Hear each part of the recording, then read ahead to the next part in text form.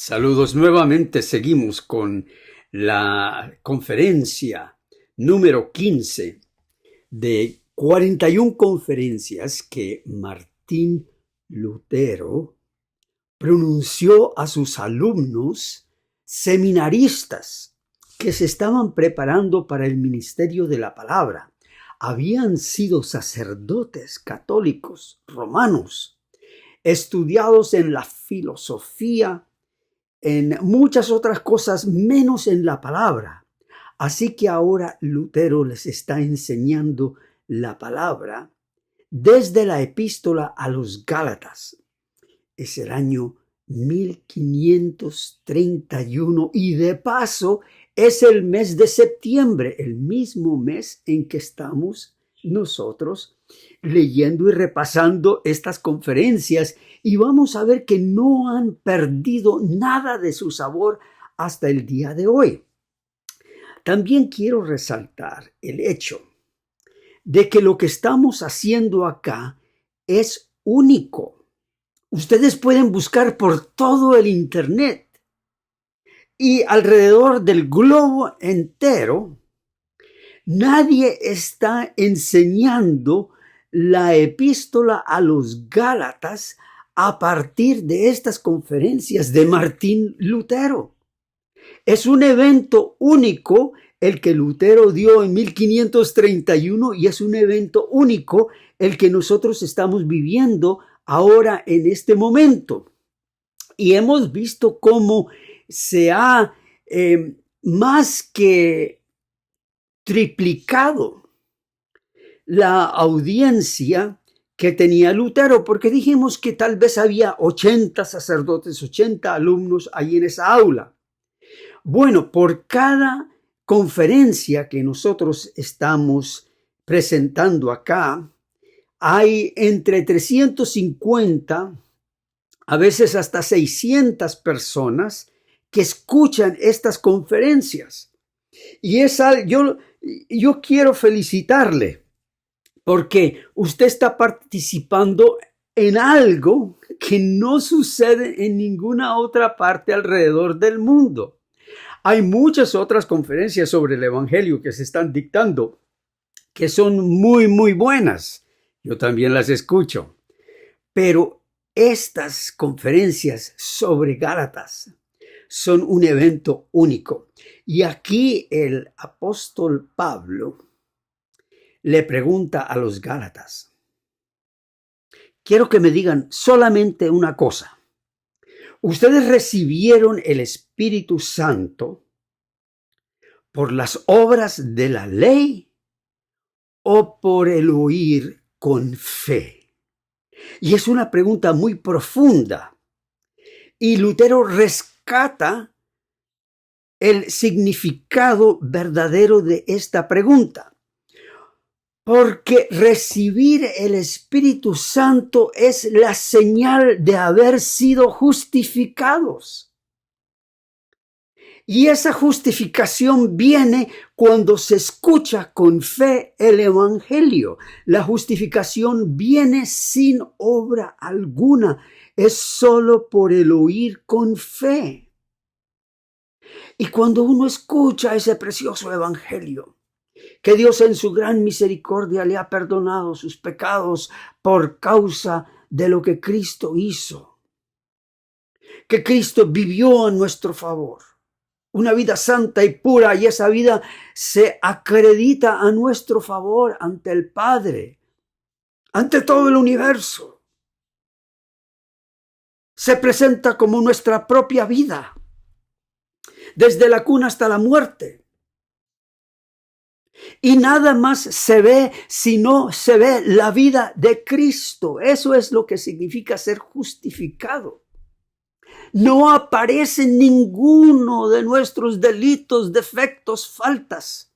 Solo aparece la vida de Cristo.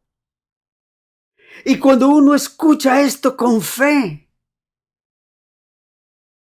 el Padre se goza en declararnos tan justos como su propio Hijo.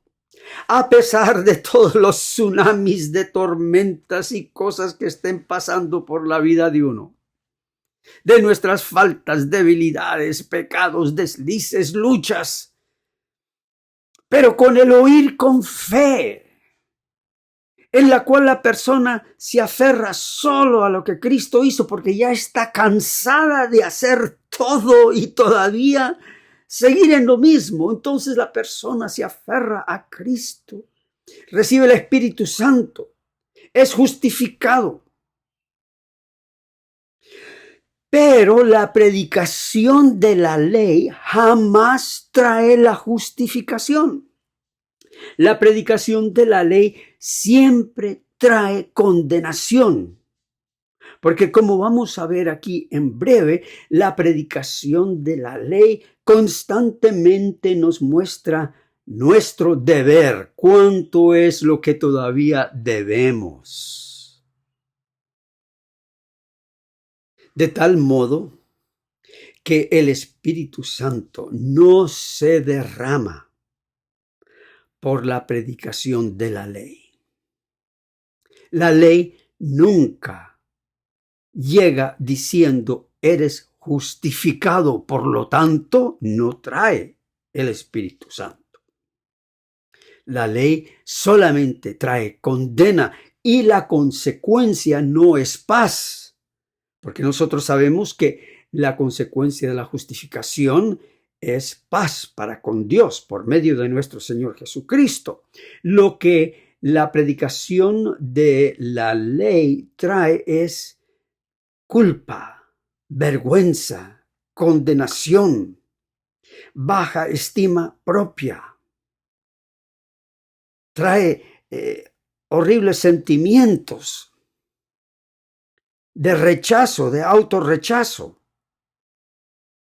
Por eso es necesario superar la predicación de la ley con la predicación del Evangelio.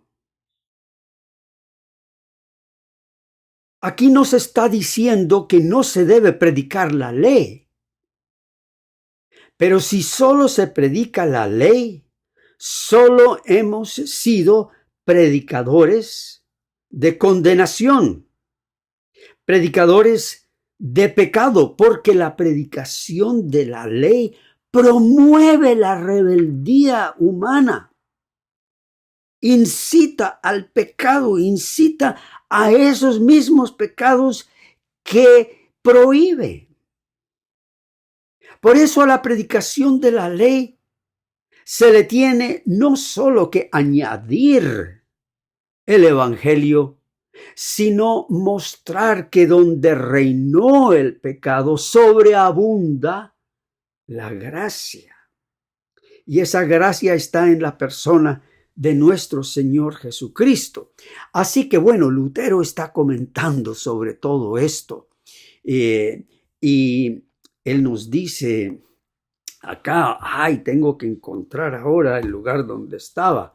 Estábamos hablando de Cornelio, así que voy a hacer una búsqueda aquí rápida de Cornelio, porque este es el tema del cual se trata aquí de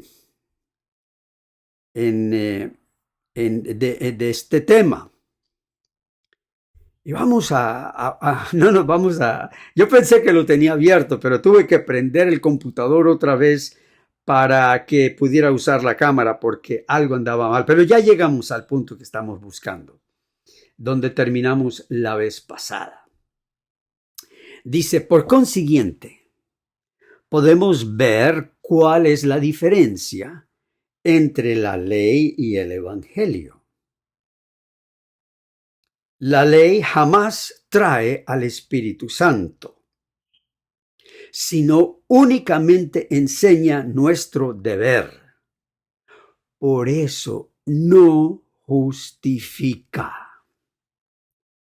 Pero el Evangelio trae al Espíritu Santo porque enseña lo que debemos recibir. Por tanto, la ley y el Evangelio son dos doctrinas opuestas. Porfiar que la función de justificar pertenece a la ley no es nada más que hacerle la guerra al Evangelio. Esto es fuerte, porque todos aquellos que machacan la ley sábado tras sábado o domingo tras domingo, no importa qué día lo hagan, le están haciendo la guerra al evangelio.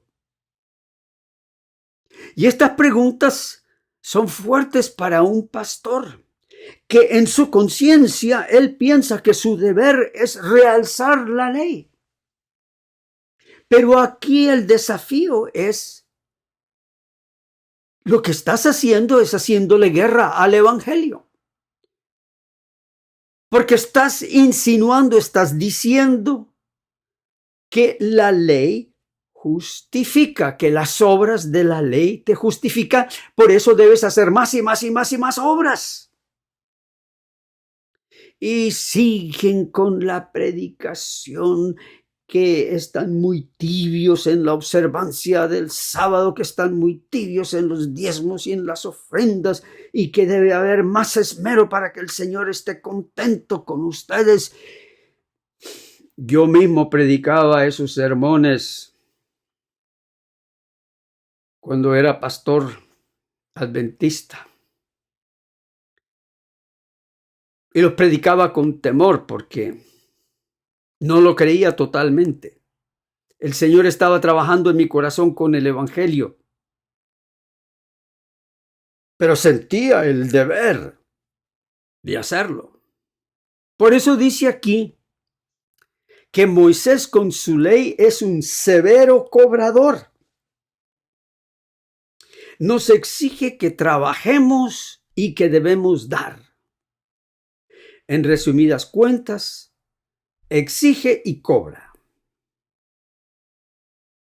Al contrario, el evangelio nos da gratuitamente y no nos exige nada más que abrir nuestras manos para recibir lo que se nos ofrece, como ya lo dijimos en la ocasión pasada. Bien, el exigir, el dar, el cobrar y el ofrecer son acciones totalmente opuestas y no pueden ocupar el mismo lugar, pues lo que se da lo recibo.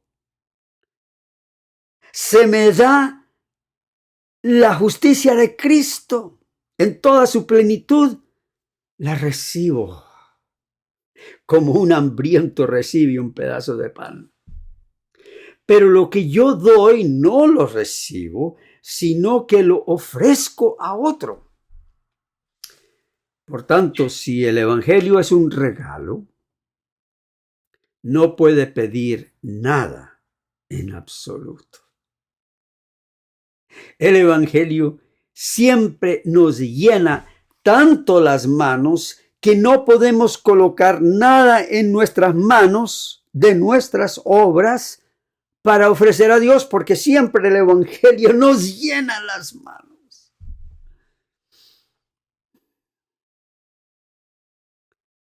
Al contrario, la ley no da nada, sino solo requiere y estrictamente nos demanda hasta lo imposible.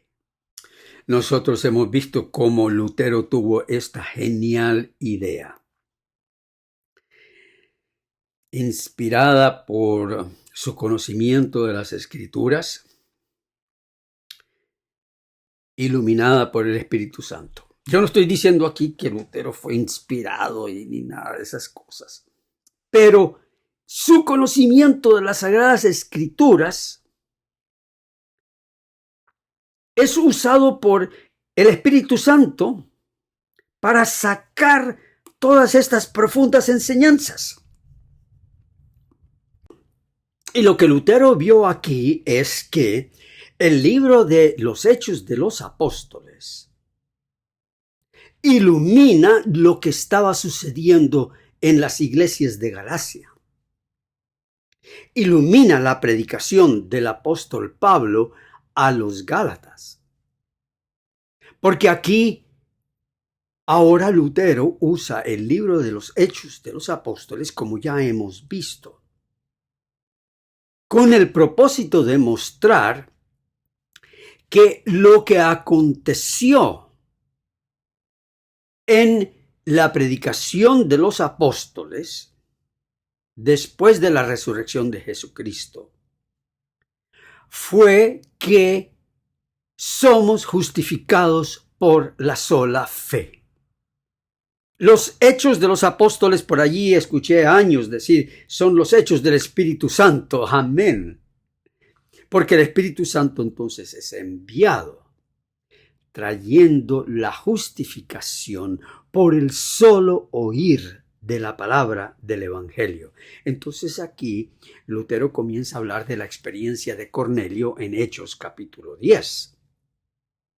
Diciendo que nuestros adversarios, en aquel entonces eran los teólogos romanos, citan en contra nuestra el ejemplo de Cornelio.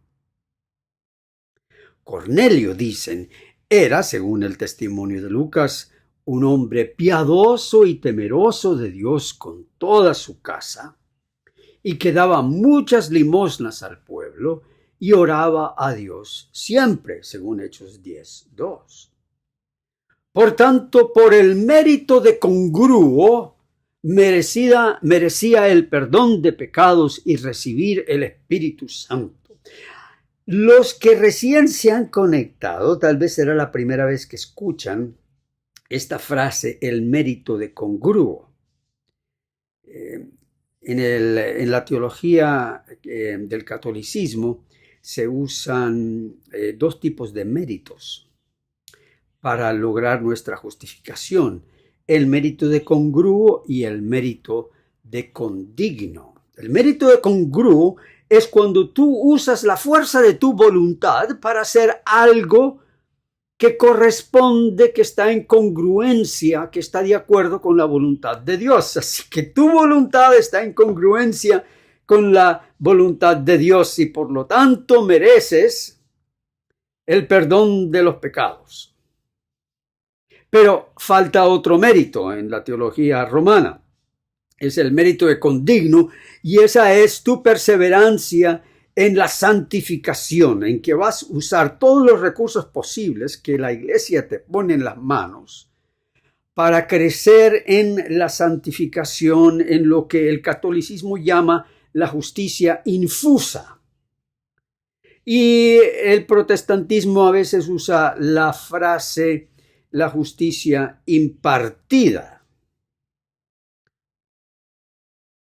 De tal modo que los que predican la fuerza de la voluntad y el proceso de la santificación como necesarios para la salvación, para ser justificados, están enseñando teología romana sin saberlo. Esa es pura teología romana, como nosotros vamos a ver aquí más adelante. Yo respondo, es decir, Lutero está frente a sus alumnos. Él primeramente cita cuál es la protesta de los adversarios y entonces él ahora va a dar su respuesta. Cornelio era gentil. En otras palabras, no era judío, ni tenía la ley. Y los adversarios no lo pueden negar, pues las mismas palabras de Pedro lo alegan en Hechos 10, que era gentil. Y les dijo: vosotros sabéis cuán abominable es para un varón judío juntarse o acercarse a un extranjero, a un gentil. Pero a mí me ha mostrado Dios. Amén. Que a ningún hombre llame común o inmundo. Alabado sea el Señor. A ningún hombre, a ningún ser humano llames tú común o inmundo. Y eso tiene muchas repercusiones hoy. Por tanto, Cornelio era gentil, no había sido circuncidado, no guardaba la ley, ni se le había cruzado por la cabeza guardar la ley. Pues la ley no tenía nada que ver con él. Los 10 mandamientos no tenían nada que ver con él. Claro que él vivía bajo la ley romana, que en cierto sentido era más cruel que los 10 mandamientos. Pero la ley de los 10 mandamientos, la ley judía, no tenía nada que ver con él. Aún así, fue justificado y recibió el Espíritu Santo. Y este argumento es el tema del libro de los Hechos, como he dicho, que la ley de nada colabora para la justicia. Con esto basta para la defensa del artículo de la justificación. Este es una palabra que usa Lutero, el artículo, y significa el punto eje donde algo se balancea o sirve de fulcro. Ese es el artículo de la justificación. Lutero dice que el artículo de la justificación es donde la iglesia cae o permanece. Si el artículo de la justificación no es predicado, la iglesia cae. Si el artículo de la justificación permanece, la iglesia permanece en pie. Claro está que muchas veces la apariencia de iglesia permanece. Tremendos edificios, grandes predicadores, mucha plata, mucho dinero, muchos diezmos, mucha cosa, pero no hay iglesia. Lo que hay es apariencia humana. Hay coros, hay bandas, hay grupos, hay programas para niños, hay programas para jóvenes, hay campamentos. Pero no hay iglesia. Lo que hay es una comunidad humana. Hay un humanismo. Pero no hay una espiritualidad basada sobre el decreto de Dios sobre el creyente, que es: te declaro justo. Yo pudiera decir mucho más acerca de esto, pero vamos a quedarnos acá con Lutero. La ley de nada aprovecha para la justicia. De otra manera, Dios hubiera dado el Espíritu Santo solamente a los judíos que tenían la ley y la guardaban, y no a los gentiles que no tenían la ley y mucho menos la guardaban. Pero Dios hizo lo contrario, pues derramó el Espíritu Santo a los que no guardaban la ley. Por tanto, la experiencia patentemente testifica que el Espíritu Santo es dado a los que no cumplen la ley.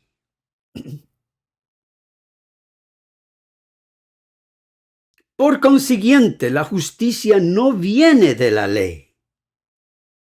Así se desatan las objeciones de los adversarios que no comprenden la verdadera manera de ser justificados. Es decir, todas las objeciones de los adversarios se desatan con estos argumentos: que la ley no existía entre los gentiles y no obstante ellos recibieron el Espíritu Santo justificándoles por solo el oír de fe. Eso es bastante, ¿verdad? Es bastante material que consumir. Pero sigamos. Esto está bueno, como dicen. Es que estamos escuchando una conferencia de un doctor en teología, un maestro que no obstante explica las cosas con sencillez. Cuando yo traducía esto del latín al español y al inglés,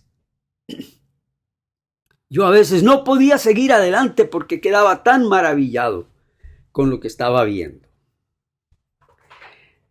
Aquí nuevamente protestan nuestros adversarios y dicen: está bien que Cornelio fue gentil y no recibió el Espíritu Santo mediante la ley. No obstante, ya que el texto dice claramente que era un hombre piadoso y daba limosnas, pareciera que por estas obras merecía el Espíritu Santo que después le fue dado. ¡Qué astuta! Qué astuto es este argumento. Yo respondo que Cornelio fue un hombre piadoso y santo según el Antiguo Testamento. Y ahora Lutero va a hablar de algo precioso que nos ayuda a entender cómo fue la salvación en la antigüedad antes de que viniera Cristo. Pues aquí él dice, fue debido a la fe en el Cristo que había de venir. Como todos los patriarcas, profetas y reyes piadosos fueron justos y en secreto recibieron el Espíritu Santo mediante la fe en Cristo que había de venir.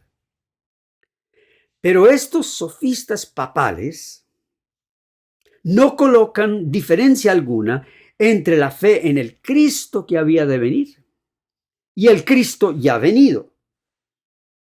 Por tanto, si Cornelio hubiera muerto antes del Cristo revelado, no hubiera sido condenado, pues él tenía la fe de los patriarcas que fueron salvos por la sola fe en el Cristo que había de venir. Hechos 15, la Escritura también habla que saludaban la salvación. Cornelio siempre siguió siendo gentil, incircunciso y sin la ley. Es decir, después de su conversión, Cornelio no dijo, ahora me quiero ser judío. Por favor, yo quiero ser circuncidado y entonces hacerme judío y guardar la ley. Cornelio jamás. Cornelio jamás guardó un solo sábado. Y ustedes pueden, claro, pues no, ay, el texto bíblico, me van a decir algunos. El texto bíblico. Pero el argumento está acá, pues él fue justificado sin guardar un solo sábado. Entonces, ¿cómo va a observar sábados después? Para entonces añadir a su justificación. No, la justificación es completa. Y él fue santificado en su justificación, que es algo que tampoco los adversarios de hoy comprenden. Que la manera como uno es santificado es permaneciendo aferrado a nuestra justificación. Pero ese tema viene un poquito más tarde acá en estas conferencias. Así que él siguió siendo gentil, hablando de Cornelio, incircunciso y sin la ley. No obstante, él adoraba al mismo Dios que los patriarcas adoraban, pues ellos por la fe adoraban al Mesías que había de venir. El Mesías señalado por la ley. En otras palabras, en el Antiguo Testamento, la ley decía: yo no soy lo suficiente. Después vendrá uno que rebosará los requisitos de la ley y con su cumplimiento los declarará justos, sin que ustedes tengan que guardar una jota de la ley. Porque todo lo que es de Cristo se les dará gratuitamente a ustedes. Por eso la ley dice que después de ti, le dice el Señor a Moisés, vendrá otro. Y le dice al pueblo, a él oíd.